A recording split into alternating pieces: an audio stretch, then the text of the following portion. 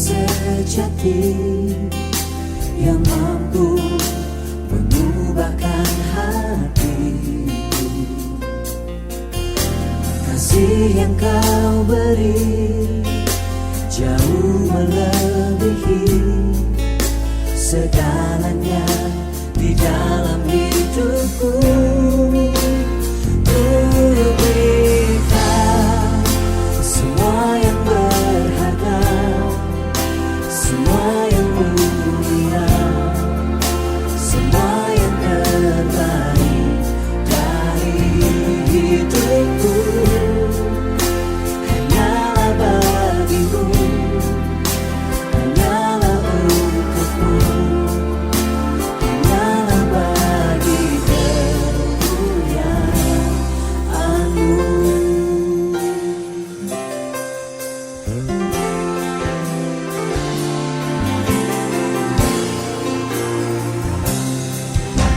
Telah ku dapati kasih yang sejati. Shalom saudaraku semuanya. Kita bersuka cita hari ini, kita mau bangkit berdiri sama-sama. Kita naikkan pujian buat Allah kita yang begitu hebat dan begitu besar, begitu dahsyatnya perbuatannya buat setiap kita. Amin. Jangan patah semangat kita, tetap suka cita di dalam Tuhan. Kita naikkan pujian ini, betapa hebat. Berkuasa, berkuasa di bumi di surga. Dia yang bertahta Tuhan dalam kemuliaan. Dialah Tuhan Allah kita, namanya berkuasa, pembebas umatnya. Betapa hebat, betapa kuat, dahsyatnya Allah kita. Haleluya, atas semua perbuatannya. Betapa hebat, betapa kuat, dahsyatnya Allah kita. Dia bernama Yesus, Tuhan Allah kita.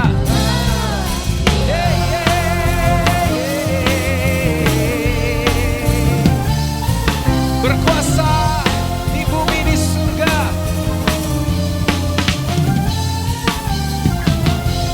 Berkuasa di bumi di surga. Bertahta dalam kemuliaan. Dialah Tuhan Allah kita. Dia yang berkuasa, pembebas setiap umatnya. Katakan, betapa hebat, betapa kuat, dahsyatnya Allah kita. Dia berjaya atas semua perbuatannya. Betapa hebat, betapa kuat, dahsyatnya Allah kita.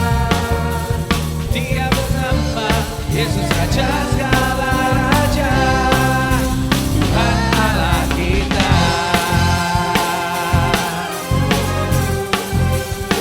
Kehidupan kita tetap ada di dalam kontrol Tuhan.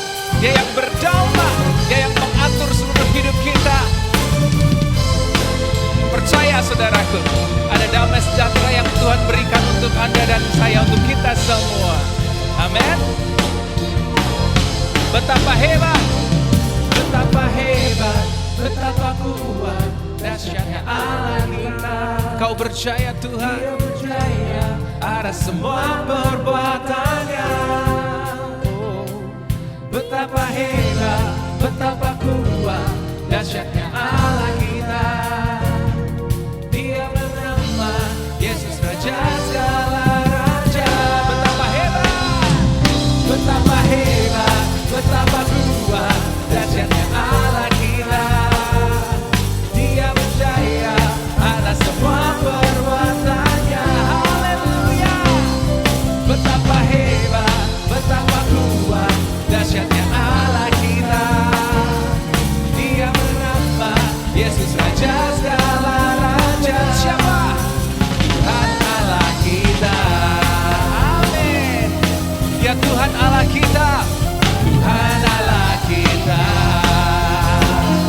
Sama-sama kita katakan dia Tuhan. Tuhan Allah, Tuhan Allah kita. Haleluya, haleluya. Biar segala puji hormat untuk kemuliaan nama Tuhan.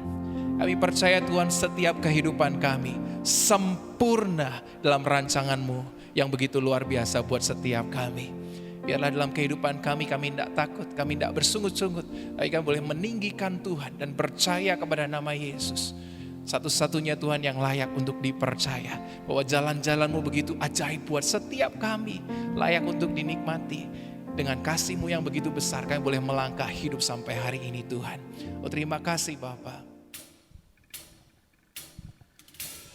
Layak dipuji disembah, Kaulah yang bertata dulu sekarang dan selamanya, Raja atas segala raja, nama-Mu besar termulia.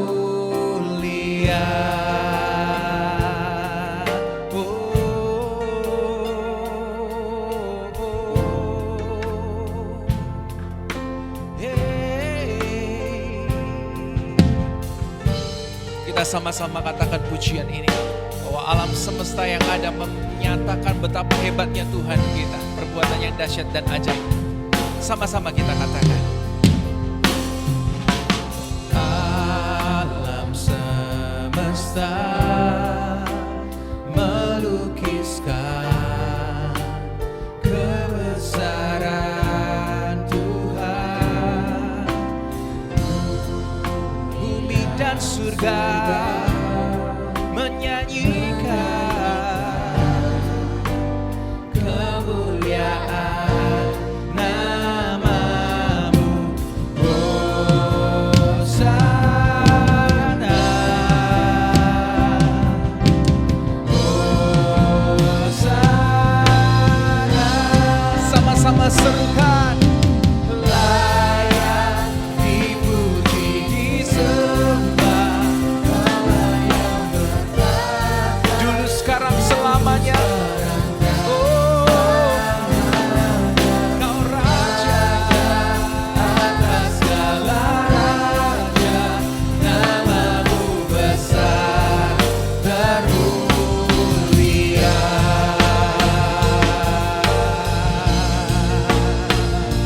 Haleluya Tuhan, kami mau percaya perbuatan-Mu yang begitu hebat.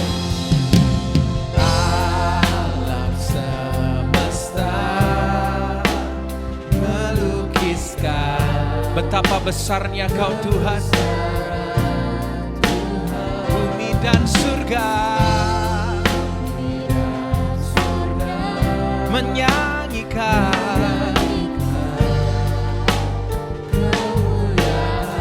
Haleluya, Hosana, Hosana. Katakan Hosana.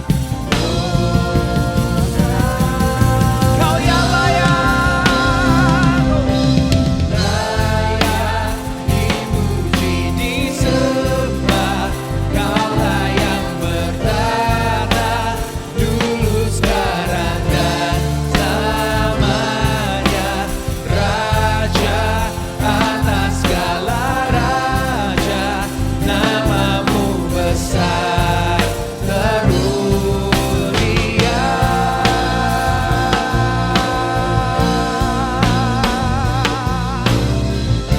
Hanya nama Yesus yang layak ditinggikan hari ini selama-lamanya, tidak berubah.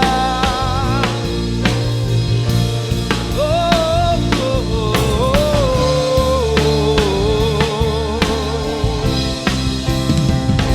Betapa hebatnya Kau Tuhan, Kau luar biasa, Kau ajaib, Kau mulia ya Tuhan.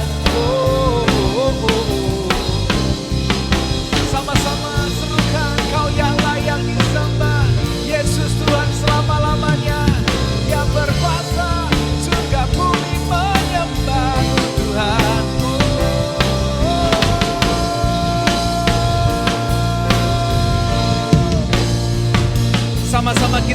katakan Hosana bagi anak domba Allah. Haleluya. Hosana, Hosana,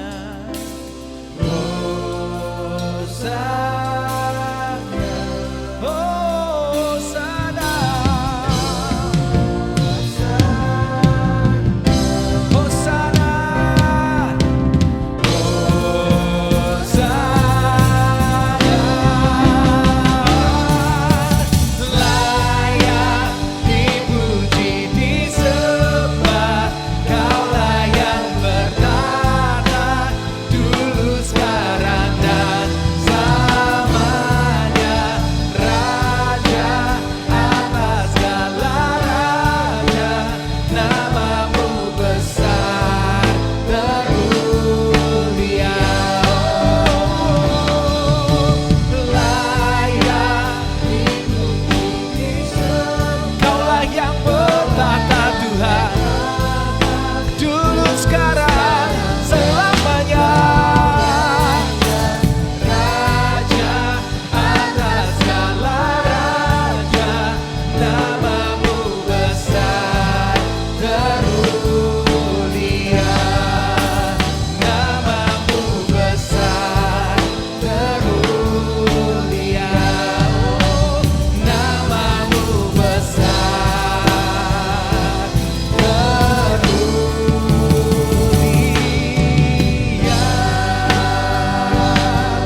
Berikan puji hormat kemuliaan bagi nama Tuhan. Katakan tinggikan dirimu mengatasi langit, kebesaranmu Tuhan mengatasi bumi. Tinggikan dirimu, tinggikan dirimu mengatasi langit. Biar kemuliaan-Mu Tuhan, kemuliaan-Mu Tuhan mengatasi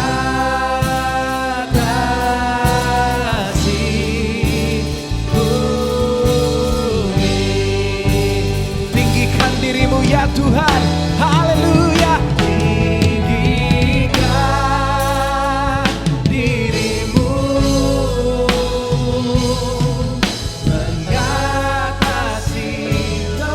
mengatasi langit ya Tuhan,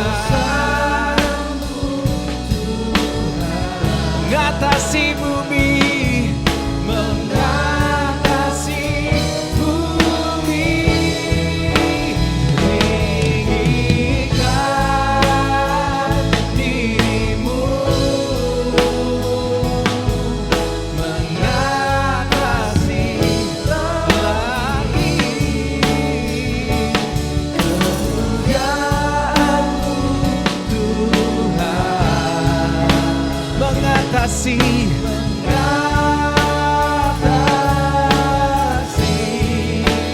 bumi. Kebesaran-Mu Tuhan, kebesaran-Mu. Katakan kemuliaan-Mu Tuhan, oh, katakan keagungan-Mu Tuhan, keagungan-Mu Tuhan mengatasi bumi.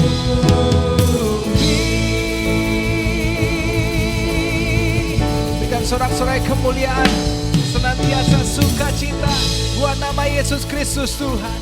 Haleluya.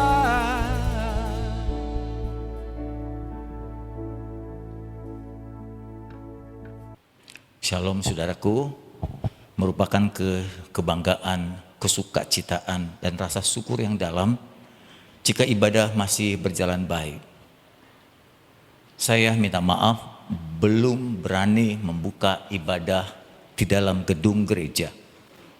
Karena melihat data kenyataan yang disampaikan oleh pemerintah, khususnya DKI, angka penularan makin meninggi. Oleh sebab itu saya tidak ingin mengambil risiko untuk membuka ibadah di dalam gereja. Kalau toh ibadah dilaksanakan dalam gereja, ada begitu banyak persyaratan yang harus dipenuhi. Kadang-kala saya merasa terjadi diskriminasi, umpamanya anak kecil tidak boleh beribadah, orang tua tidak boleh beribadah dibatasi. Bagi saya rasa terjadi diskriminasi, pembedaan. Lebih baik bagi saya semua mengalami hal yang sama, sama-sama beribadah secara online, sama-sama beribadah secara offline. Saudaraku, mari kita akan mulai membuka firman dengan doa lebih dahulu. Bapa Surgawi, untuk sekian kali kami berterima kasih masih diberi kesempatan beribadah bersama-sama, mempertajam pengetahuan kami akan firman-Mu, membuat kami makin dekat dan intim dengan, walaupun kami terpisah sementara waktu ini dalam ibadah offline. Kami berdoa pelayanan-pelayanan secara online, baik renungan, pesan gembala, persekutuan, doa, ibadah tiap minggu, dapat mengembalakan jemaat secara baik. Roh Kudus membantu kami untuk mengerti akan penjabaran penjelasan firman Tuhan pada hari ini. Kami membuka ibadah, mendengar firman-Mu di dalam nama Tuhan Yesus. Amin. Saudaraku, minggu besok merupakan minggu pertama. Kita sudah sepakat bersama-sama untuk mengadakan perjamuan kudus, gabungan antara GBKC Kristus Palem dan Kelapa Gading. Oleh sebab itu pastikan saudara telah mendapatkan hosti, roti, dan anggur yang diberikan oleh pekerja-pekerja Tuhan dari Kelapa Gading dan Palem. Kalau toh sampai hari Sabtu saudara belum mendapatkan roti dan anggur, mungkin 1-2 hal, saudara boleh mempersiapkan roti tawar dan anggur sendiri, ya. Dan sudah yang saya sampaikan kepada saudara, boleh menggunakan Fanta, boleh menggunakan anggur yang lainnya. Terima kasih untuk perhatian saudara, kiranya kita bisa mempersiapkan ibadah perjamuan kudus pada minggu besok, minggu pertama di awal bulan. Untuk kali ini Ibu Bapak, firman Tuhan bertema masih ada hari esok. Kenapa? Menyambung khotbah yang lalu, bagaimana Tuhan terlibat di khotbah yang lalu, Roma 8:28 yang akan saya ulang kembali sedikit. Maka saya tahu bahwa Tuhan selalu terlibat. Bahkan di tengah-tengah kesulitan sekalipun, Tuhan tetap terlibat untuk menjadikan kebaikan. Dalam hidup ini saudara-saudaraku, banyak hal-hal buruk bisa terjadi. Musibah-musibah terjadi, dialami oleh banyak orang secara tiba-tiba tanpa persiapan. Dari mulai kehilangan pekerjaan, sampai seorang bisa kehilangan orang-orang yang dicintainya. Musibah-musibah ini membuat kita terasa seperti kiamat, Ibu Bapak. Rasa putus harapan, rasa tidak ada guna lagi hidup. Mungkin juga dapat menggoncangkan iman kita, keyakinan kita terhadap Tuhan. Sehingga ketika seorang mengalami musibah, beban yang berat, penderitaan yang susah, orang banyak bertanya, di mana Tuhan? Kalau Tuhan ada, tidak mungkin terjadi seperti ini. Kalau Tuhan ada, tidak mungkin terjadi seperti itu. Lalu mungkin, kenapa Tuhan diam? Ketika kami mengalami musibah, ketika kami mengalami kesulitan, ketika kami kehilangan pekerjaan, ketika kami kehilangan orang-orang yang kami cintai. Apakah Tuhan tidak tahu kalau musibah ini berat, kalau musibah ini membuat kami putus harapan, menjadi tawar hati? Tidakkah Tuhan tahu bahwa kejadian ini dapat melunturkan iman kami? Jawabannya untuk sementara waktu ini, Tuhan tidak meninggalkan kita, saudara-saudaraku. Tuhan tidak meninggalkan kita dalam segala keadaan, saat limpah atau kekurangan, saat musibah atau dalam keadaan tenang. Firman-Nya berkata dalam Ibrani pasal yang ke-13 ayat 5b, karena Allah telah berfirman, aku sekali-kali tak akan membiarkan engkau, dan aku sekali-kali tidak akan meninggalkan engkau. Saya ulang kembali Ibrani 13 ayat 5b. Allah berfirman, aku sekali-kali tak akan membiarkan engkau. Aku sekali-kali tidak akan meninggalkan engkau. Saudaraku, banyak musibah, masalah, problema terjadi. Sumbernya adalah manusia sendiri. Manusia cenderung berbuat salah. Kita harus akui itu, saudara. Kenapa? Karena manusia itu tidak sempurna. Ketidaksempurnaan itu membuat kita jadi berbuat salah. Perbuatan salah kita itu mendatangkan masalah. Yang kedua, kenapa manusia cenderung berbuat salah? Karena manusia telah berbuat dosa sejak Allah menciptakan manusia pertama. Dosa telah merusak gambar Allah yang sempurna di dalam tubuh kita. Sehingga kita selalu berbuat salah, seperti Paulus berkata, yang kuinginkan untuk berbuat baik, tapi yang kulakukan adalah berbuat jahat. Alasan yang ketiga, mengapa manusia cenderung mendapatkan masalah dan berbuat salah? Kalau Anda umpamakan kehidupan ini seperti sebuah perjalanan. Kalau Anda pergi dari satu kota ke kota lain, apalagi satu kota yang sangat jauh, tentunya di perjalanan saudara menemukan jalanan-jalanan yang tidak selalu mulus. Ada jalanan berpasir, ada jalanan berkerikil, ada jalanan berlubang, ada jalanan berkelok dan tikungan. Itulah perjalanan hidup. Ya, kita harus tetap berjalan untuk mencapai tujuan kita. Nanti kita akan berhenti kalau kita sudah tiba pada akhirnya, pada ujung perjalanan kita. Saudaraku, kalau kita mau banding kehidupan kita di zaman sekarang ini jauh lebih baik dibanding dengan zaman orang tua kita. Zaman orang tua kita, untuk dapatkan uang 5.000 rupiah saja, saya ingat di masa saya masih kecil, susahnya setengah mati Bapak Ibu. Ya, pakaian apa yang menempel di badan ini kita bisa pakai berminggu-minggu. Untuk menggantikan pakaian itu, mungkin pakaian baru akan didapatkan setahun cuma sekali. Saat hari besar, saat hari lebaran, saat Imlek, saat Natal mungkin hanya setahun sekali. Makanan, wah saya ingat sekali waktu saya masih SD, kelas 2, kelas 3. Untuk dapatkan susu, dropping, dan kue jagung, itu sebulan sekali. Rasanya senang sekali untuk dapatkan kue dropping itu dari pemerintah. Di rumah nggak pernah dapat susu, nggak pernah dapat kue jagung itu. Sepatu, boro-boro kita ke sekolah pakai sepatu. Saya menggunakan sendal ayah saya waktu masih sekolah di SD. Kadangkala kalau sendal itu dipakai ayah saya enggak pakai sendal untuk pergi ke sekolah. Dan tidak pakai sendal ke sekolah itu hal yang lazim. Anak-anak yang lain juga begitu Bapak Ibu. Jadi kesusahan bukan hanya menimpa 1-2 orang, menimpa hampir banyak orang. Pemerintahan dahulu dengan sekarang, waduh jauh sekali. Kalau dulu Anda berbuat salah, hari ini ada, besok hilang saudara. Hari ini pemerintah jauh lebih baik.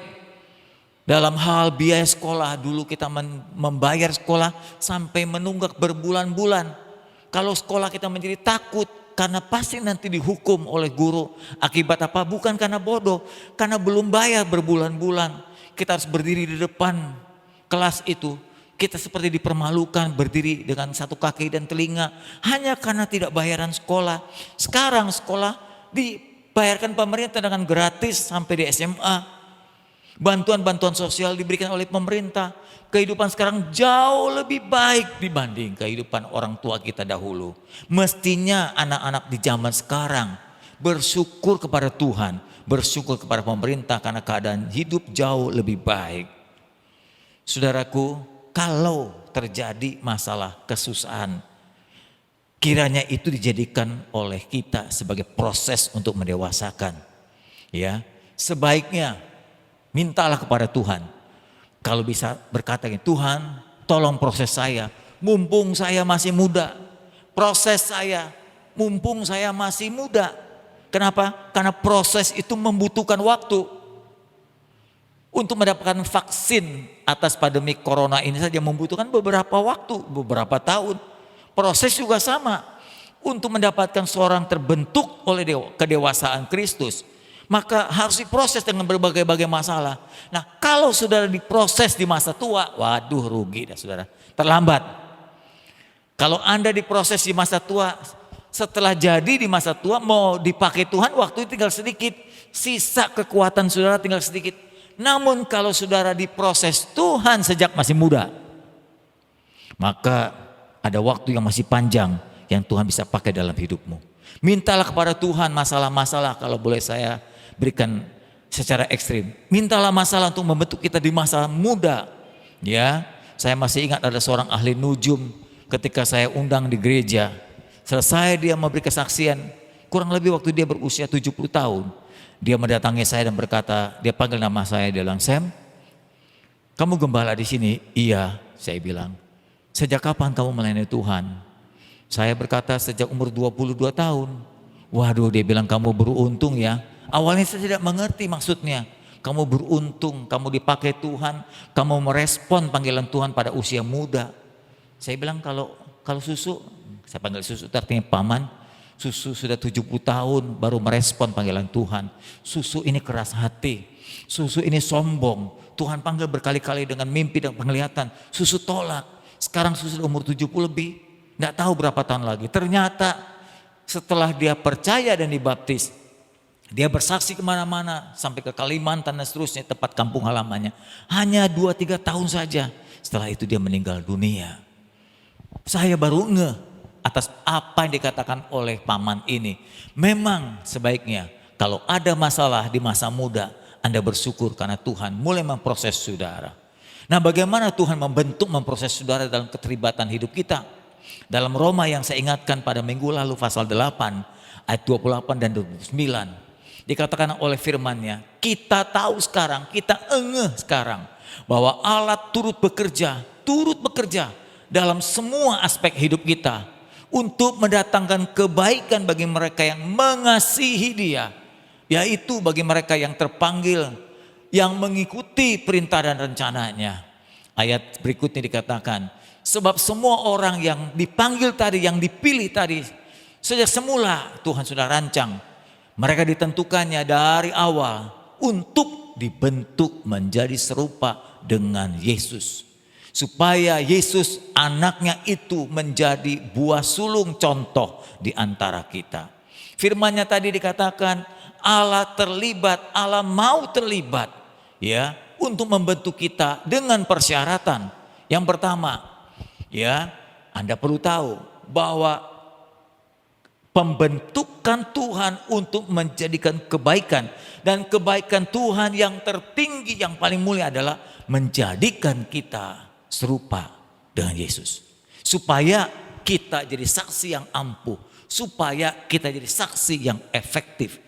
Tanpa kita menjadi makin dewasa, kita tidak menjadi saksi yang bagus. Kita jadi saksi yang palsu, kita jadi saksi yang berimitasi, kita saksi yang tidak bermutu. Oleh sebab itu Tuhan membutuhkan waktu untuk membentuk kita dengan masalah-masalah, dengan problema, dengan banyak hal. Firman-Nya tadi dikatakan juga, Allah akan terlibat dengan syarat kalau kita mengasihi Dia. Nah, tandanya orang mengasihi Tuhan adalah dia mengikuti perintah-perintahnya. Jadi kalau saudara tidak mengikuti perintahnya, dia nggak bisa bentuk saudara. Ya, yang kedua, jika saudara punya problem bukan karena dosa saudara, nah Allah bisa bekerja. Allah mau bekerja.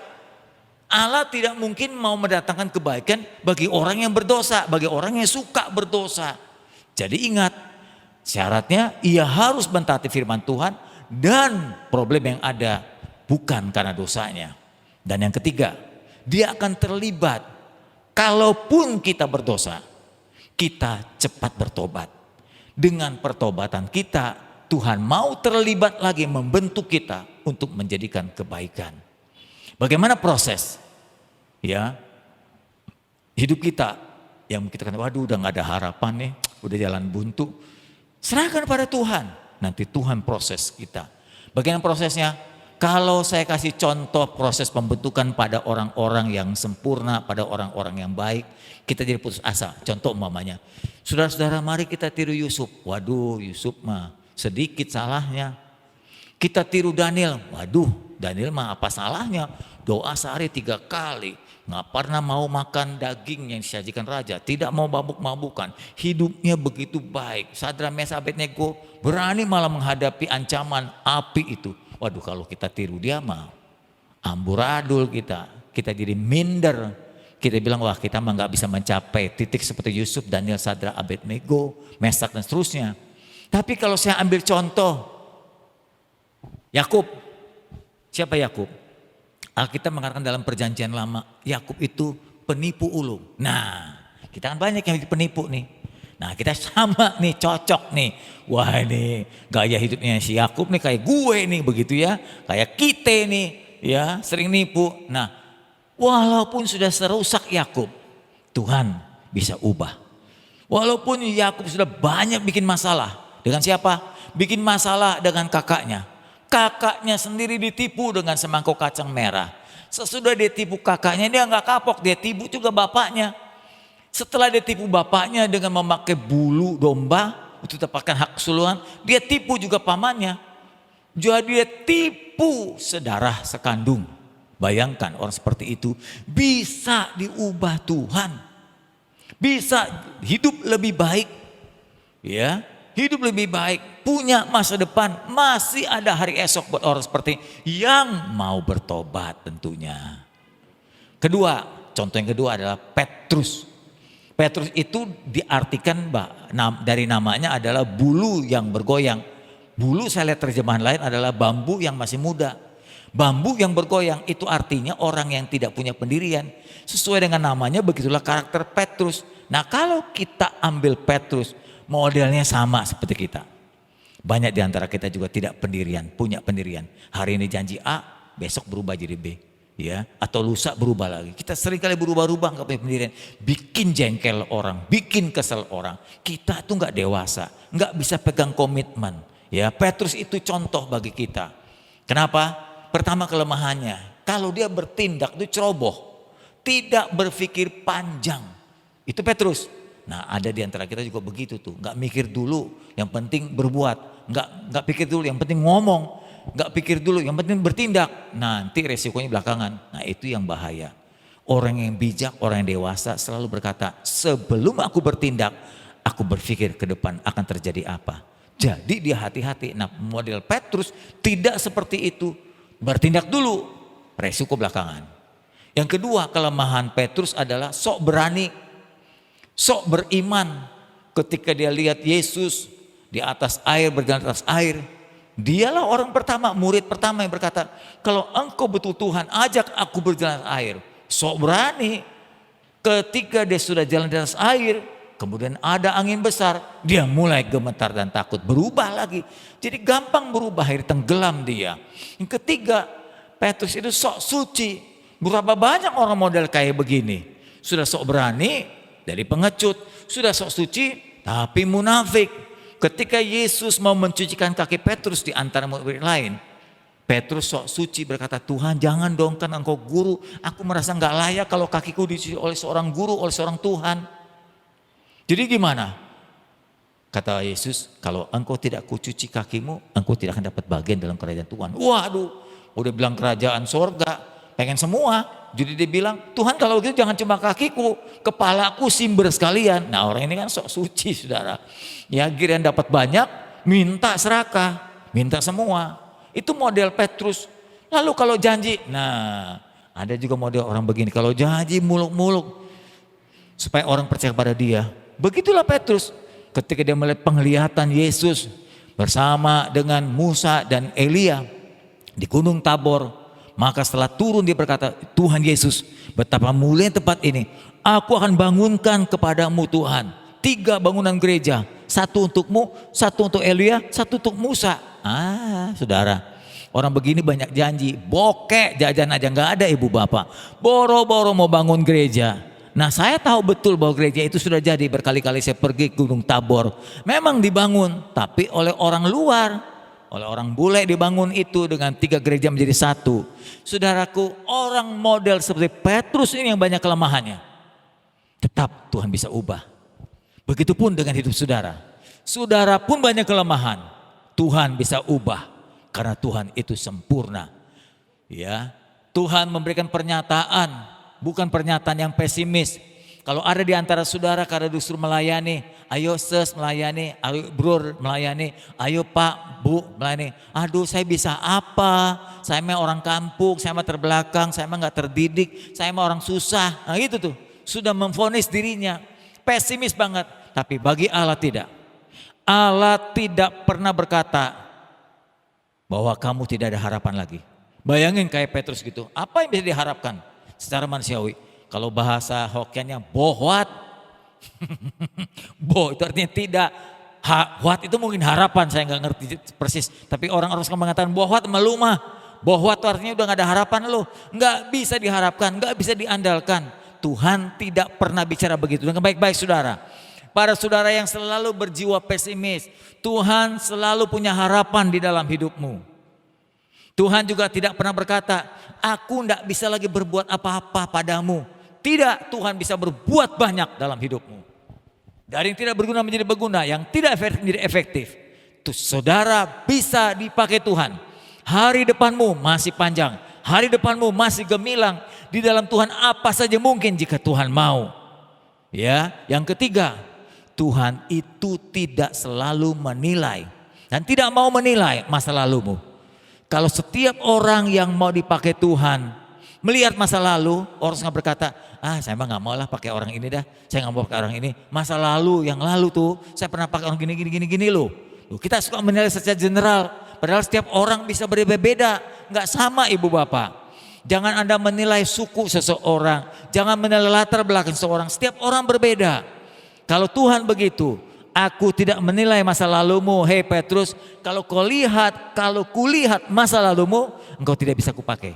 Tapi aku melihat masa yang akan datang.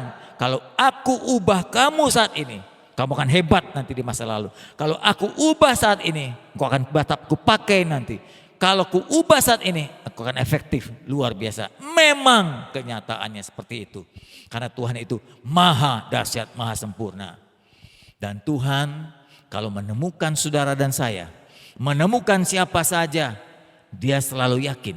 Dia tidak pesimis. Dia selalu optimis dan berkata gini, kalau aku ubah kamu, kamu pasti berguna. Kalau aku ubah kamu, kamu pasti berguna. Efektif, ya, kamu pasti hebat. Buktinya, Yakub, Petrus adalah orang-orang yang diubah Tuhan. Yakub jadi Israel. Dari namanya saja berubah, dari seorang penipu menjadi pahlawan. Mungkin awalnya ketika Yakub pertama kali dipanggil oleh Tuhan Israel, Yakub menengok ke belakang, dia pikir ada orang lain selain dirinya. Waktu Tuhan berkata, hai Israel, Yakub menengok ke belakang. Siapa yang disebut dengan Israel?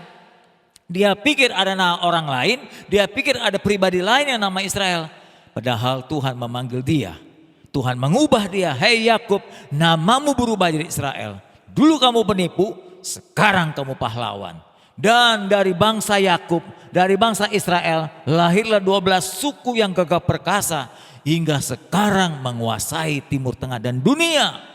Anda lihat orang-orang hebat, penemu-penemu jenius, penemu listrik, penemu obat, penemu bom atom, penemu apa, bahkan konglomerat dunia, semua kebanyakan keturunan Yakub, Israel.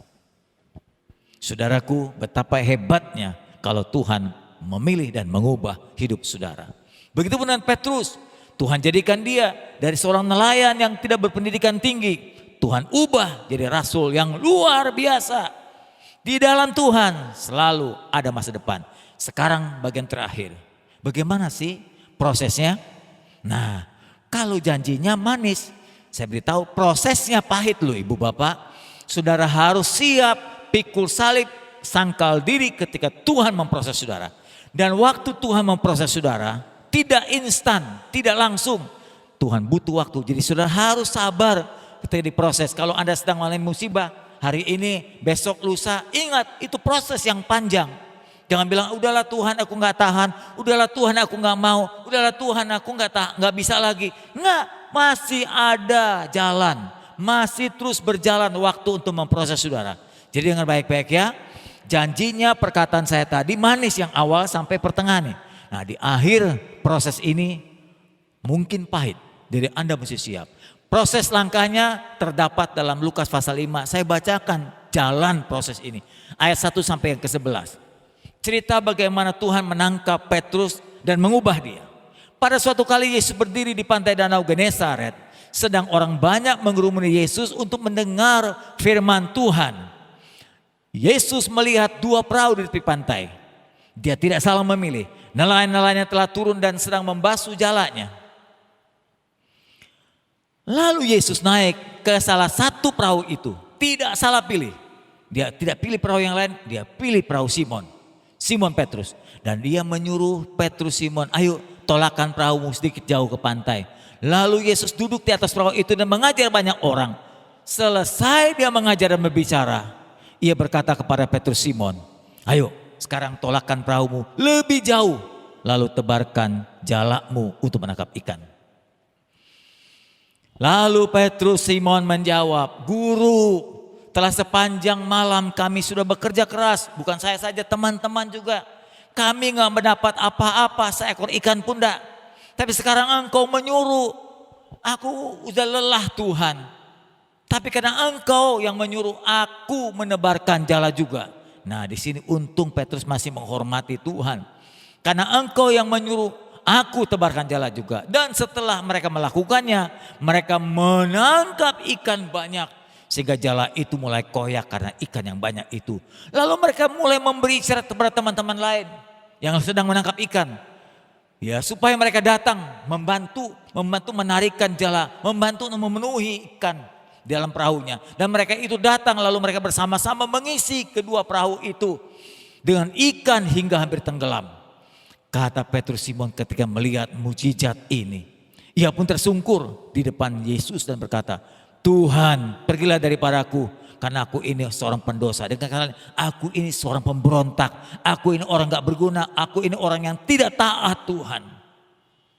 Sebab ia dan semua orang yang bersama-sama dengan dia takjub oleh karena banyak ikan yang mereka tangkap.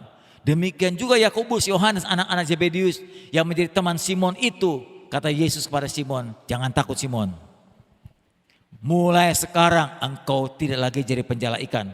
Engkau jadi penjala manusia. Dan sesudah mereka menghala-hala perahu mereka ke darat, mereka pun meninggalkan perahunya, segalanya lalu mengikut Yesus. Kenapa? Karena ikut Yesus jauh lebih hebat, jauh lebih penting daripada menangkap ikan. Menangkap jiwa-jiwa, memenangkan jiwa-jiwa jauh lebih penting daripada menangkap ikan sekalian. Perhatikan dari cerita ini. Melihat cerita ini, bagaimana Tuhan memilih Simon Petrus lalu menjadikan dia penjala jiwa-jiwa dari penjala ikan.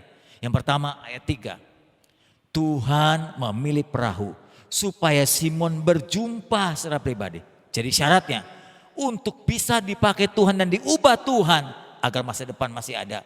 Saudara dan saya harus berjumpa dengan Tuhan secara pribadi. Bukan sekedar beragama. Bukan sekedar beragama, apa agamamu? A, agama B, C. Enggak begitu. Tapi sungguh-sungguh berjumpa dengan Tuhan. Banyak orang beragama tapi enggak tahu siapa Tuhannya. Banyak orang beragama mempelajari hukum-hukum agama tapi enggak tahu siapa Tuhannya. Dalam kekristenan yang benar, bukan Kristen KTP, bukan Kristen gereja, tapi Kristen yang berjumpa secara pribadi dengan Tuhan. Dia bergaul dengan Tuhan. Dia berjumpa dan berbicara dengan Tuhan melalui firman-Nya. Dia membaca tiap hari dan merenungkan. Program Abra, Ayu baca Alkitab dan renungkan itu menjadi program pribadinya, bukan program gereja saja. Sehingga ia berjumpa dengan Tuhan secara pribadi. Syarat satu. Syarat kedua, ayat yang ke-6, dia mau diajak bekerja sama. Saya selalu mengajarkan teologi gereja kita adalah teologi kerjasama. Kita kerjakan bagian kita, Tuhan kerjakan bagian Tuhan. Kerjasama kita mendatangkan banyak hal. Mendatangkan mujizat, mendatangkan kesembuhan, mendatangkan masa depan, mendatangkan berkat, mendatangkan ini dan itu. Jadi kerjasama, mau bekerjasama. Ayat 6, ketika Tuhan menyuruh, ayo Simon, tolakkan perahumu dan tebarkan jala. Kalau waktu itu Simon berkata, Tuhan aku udah lelah. Dari malam sampai sekarang gak dapat seekor pun. Tuhan suruh sekarang, udah ya Tuhan suruh yang lain saja. Kalau tidak mau bekerja sama, tidak akan terjadi mujizat. Tidak akan terjadi berkat yang begitu banyak. Ikan tidak akan melimpah. Jadi mau bekerja sama, Tuhan perintahkan apa saja, kita lakukan. Yes Tuhan, aku mau. Dan yang ketiga, sadarlah. Ayat 8, ketika dilihatnya berkat yang banyak, bahwa sumber berkat itu Tuhan sendiri. Anda boleh bekerja, Anda boleh belajar, Anda boleh berjuang bekerja sekuat tenaga. Tapi bagaimanapun rezeki sumbernya adalah Tuhan. Sampai Petrus tersungkur di kaki Tuhan. Dia rasa malu. Dalam hati dia sudah gak mau taat. Dia pikir yang dapatkan makanan, yang bisa mendapatkan makanan saya. Kalau bukan keringat saya tidak akan dapat makan. Kalau bukan jerilah saya, gak mungkin saya dapat nafkah. Tapi ternyata Simon sadar bahwa pemberi berkat itu yang bisa melimpah dalam jala mereka sampai beberapa perahu penuh dengan ikan adalah Tuhan. Dan yang keempat, coba bandingkan ayat kelima. Ayat kelima dikatakan oleh firman Tuhan dalam Lukas pasal yang kelima tadi, ayat yang kelima dikatakan, Guru, telah sepanjang malam kami bekerja keras dan kami tidak menangkap apa-apa. Memang ada kalanya kita sudah bekerja keras, apalagi pada saat pandemi ini. Waduh, cari uang, cari nafkah susah Bapak Ibu. Semua orang, hampir semua orang mengeluh susahnya mencari nafkah. Sepanjang malam kami telah bekerja keras dan tidak menangkap apa-apa. Coba bandingkan setelah ia menerima kerjasama dengan Tuhan. Pasal ayat yang ke-6 dan 7. Setelah mereka melakukannya, mereka menangkap sejumlah besar ikan. Ya, hingga jala mereka hampir koyak. Lalu meminta bantuan teman-temannya datang menerima ikan yang banyak itu. Dan dikatakan perahu mereka penuh dengan ikan. Petrus akhirnya tersungkur, sadar bahwa sumber berkat adalah Tuhan. Jadi kalau Tuhan sudah bentuk, kalau Tuhan sudah suruh, kalau Tuhan sudah perintahkan, segalanya datang dengan sendirinya. Tuhanlah pembuka jalan bagi kita. Ya, oleh sebab itu, saudaraku, jangan takut. Di dalam Tuhan selalu ada hari esok. Tuhan pasti pelihara kita. Sambil bekerja, mari kita libatkan Tuhan. Kalau kita sudah dibentuk oleh Tuhan dengan harapan supaya kita jadi saksinya. Makin dibentuk kita, makin jadi saksi yang efektif. Pada akhirnya saya berkata dalam nasihat kepada saudara-saudara, sekalipun Anda telah diberkati Tuhan, dipakai Tuhan, jangan pernah berhenti belajar. Belajarlah dari pengalaman orang-orang lain. Kalau Anda belajar dari pengalaman orang lain, jangan pelajari waktu dia berhasil, tapi pelajari juga waktu ia jatuh dan bangkit. Sebab ketika dia jatuh dan bangkit, di situ banyak rahasia keberhasilannya. Segudang rahasia keberhasilan Anda bisa temukan. Dan yang terakhir, jika engkau sudah berhasil dan dipakai Tuhan, diberkati Tuhan, tetaplah rendah hati supaya Tuhan tidak sulit memakai saudara. Di dalam Tuhan masih ada masa depan. Mari kita tunduk kepala. Tuhan memberkati, kita berdoa. Bapa yang baik, Bapa yang sempurna, Yesus Kristus namanya. Apapun mungkin bagimu, apapun mungkin kalau engkau mau, bukan kalau kami mau. Tuhan, kerjakanlah pekerjaan-Mu di dalam kami. Bentuk dan olah proses kami sedemikian rupa sesuai dengan keinginan-Mu. Kalau firman berkata engkau terlibat dalam segala sesuatu, kami ingat, kami tahu selama kami mengasihi Tuhan melakukan perintah-perintah-Mu. Selama kami tidak suka berbuat dosa, kalau toh kami sampai berbuat dosa, kami cepat bertobat. Kami tahu hal ini Tuhan. Kalau begitu kami bersedia untuk engkau ubah menjadi mau-Mu sesuai dengan kehendak-Mu. Terima kasih Tuhan. Di tengah-tengah pandemi ini kami sangat percaya Tuhan punya jalan keluar. Kami selalu mengandalkan Tuhan, kami selalu berharap, kami selalu meminta pertolongan-Mu Tuhan. Terima kasih Tuhan, dengar doa kami. Dalam nama Yesus Tuhan yang ajaib, kami sudah meminta dan berdoa. Amin. Saudaraku, Tuhan menciptakan matahari, bulan, dan bintang. Matahari selalu tepat janji. Ia terbit dari timur dan tenggelam ke barat. Kalau matahari saja tepat pada janjinya, apalagi pencipta matahari. Tuhan kita, Dia tak pernah ingkar janji, Percayalah pada janji-janji Tuhan walaupun keadaan berubah. Melihat janjinya, selalu pasti ada hari esok, selalu ada harapan.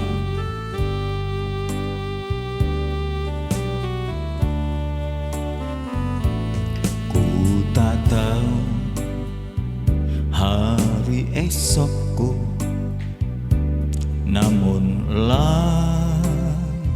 langkahku tetap bukan surya ku harapkan, karena surya kan lenyap. Oh tiada ku gelisah akan masa mendatang. Ku berjalan serta Yesus, maka hatiku tenang. Banyak hal tak ku mengerti pada masa mendatang, tapi yang aku pahami, hidupku Dia yang pegang.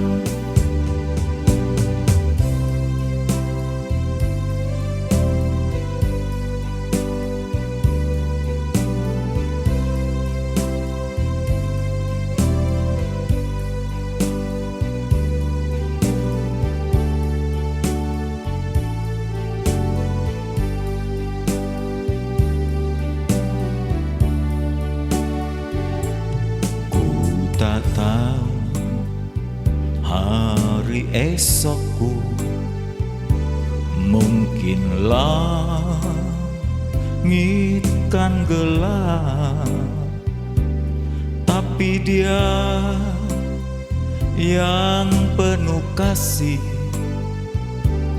melindungiku tetap.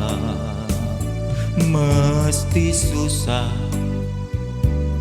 perjalanan, gelombang dunia tak tentu, dipimpinnya ku bertahan sampai akhir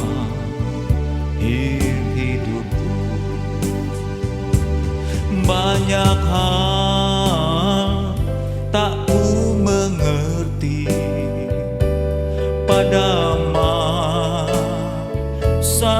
mendatang, tapi yang aku pahami, hidupku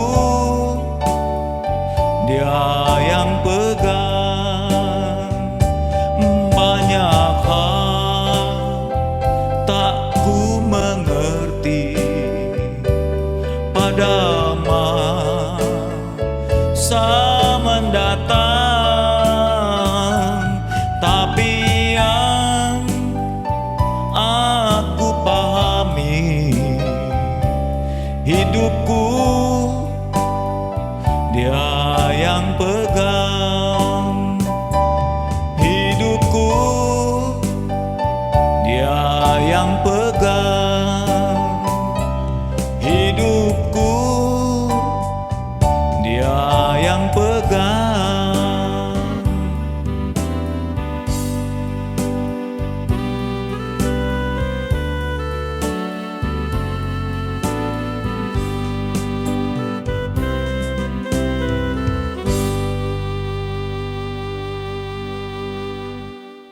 Mari saudaraku, kita siapkan diri untuk mengakhiri ibadah ini. Saya ingin menutup dengan doa berkat. Kita boleh mengangkat tangan untuk mengakhiri ibadah ini dan meminta penyertaannya. Pada akhir ibadah ini ya Tuhan, Kami sangat percaya kalau Tuhan mau menebus kami dengan menukarkan dengan nyawa-Mu, rela melepaskan dan meninggalkan sorga mulia demi kami. Kami sangat percaya juga hidup kami pasti dipelihara, dibentuk. Tuhan tetap terlibat dalam perjalanan hidup kami supaya kami menemukan masa depan yang baik. Di dalam Tuhan kami selalu punya hari yang baik. Kami selalu punya jalan keluar. Kami punya solusi yang terbaik. Ingatkan kami, optimiskan kami ya Tuhan. Ajar kami selalu rendah hati dan terus berjuang. Belajar dari banyak orang. Belajar dari kebenaran firman. Kami mengangkat tangan saat ini sekarang untuk memohon kepada Tuhan penyertaan agar kami berjalan dengan Tuhan sepanjang waktu, sepanjang zaman. Kiranya belas kasihan Bapa, cinta Yesus yang tak pernah berubah, keterlibatan Roh Kudus yang selalu melindungi, memberi kekuatan buat kami dalam perjalanan kami hari ini dan sampai selama-lamanya. Amin. Sampai jumpa kembali saudara dalam ibadah minggu berikutnya, ibadah perjamuan kudus. Amin.